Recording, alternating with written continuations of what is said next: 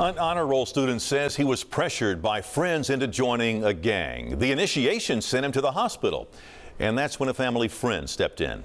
Tonight, WREG investigators continue our in-depth coverage of kids and crime. Our chief investigator, Jessica Gertler, explains where the teen is now and the one thing he believes will change the city's course. There's a story behind every picture. The story here will surprise you. I was a quiet kid, just kind of always separated from the crowd. Theron Wilson grew up in the Raleigh area. Grew up in a single-parent household. My mom, my dad were separated. His home was full of love, but his neighborhood and school, Craigmont High, didn't feel as secure. A lot of the students who came to school, obviously either had broken homes or just kind of fell into the environment that they lived in. That unfortunately led to be a lot of gangs. In the 10th grade, his friends began gravitating to those bad influences. The peer pressure grew stronger. What do they say? Birds of a feather kind of flock together. Theron says deep down he knew this wasn't the path he wanted to be on, but he craved being a part of something. So at 14 years old, he decided to join the gang, hiding everything from his mother, sneaking out of the house on the day he was set to be initiated. I left her a sticky note on the door saying that I'm going to play basketball. He went to an undisclosed location. There's a group of guys, you stand in the middle of a circle, and there's a certain amount of time that you just have to take a beating. And after that certain amount of time, you're a part of it.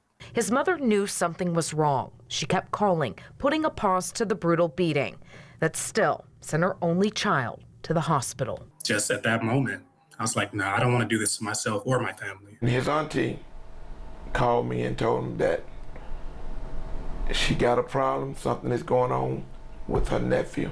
Jimmy Chambers is a gang investigator in Shelby County and had started mentoring boys in similar situations to Theron's. I said, bring him right now, bring him on to me.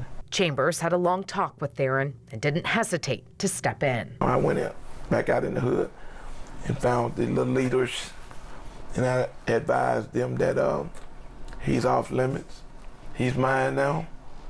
And if you want to continue bothering him, then you got to bother me. And he told Theron to be ready to work bright and early. It was like 100 degrees outside. We had on long sleeve shirts, and it's like 7 in the morning. Chambers had him doing yard work at churches, abandoned lots. The goal was to keep his mind busy. If we change this bad boy right here, we got him. Chambers continued to offer advice, guidance, and unconditional love. August comes around, 11th grade, I'm back on track.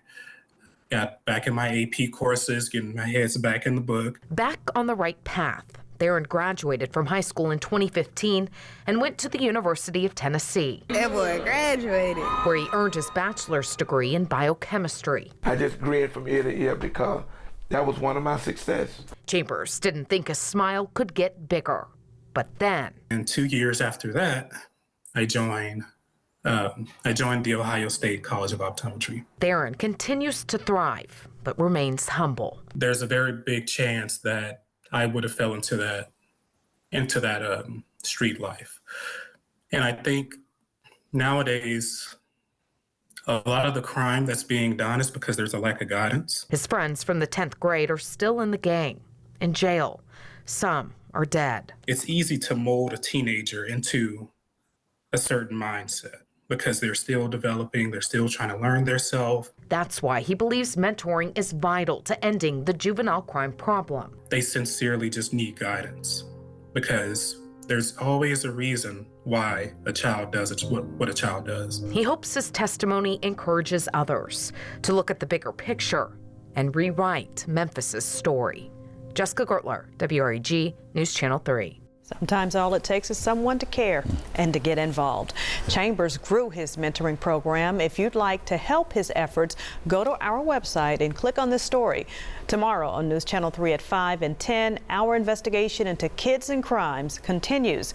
We take a closer look at ankle monitors. Are they working? And can improvements be made?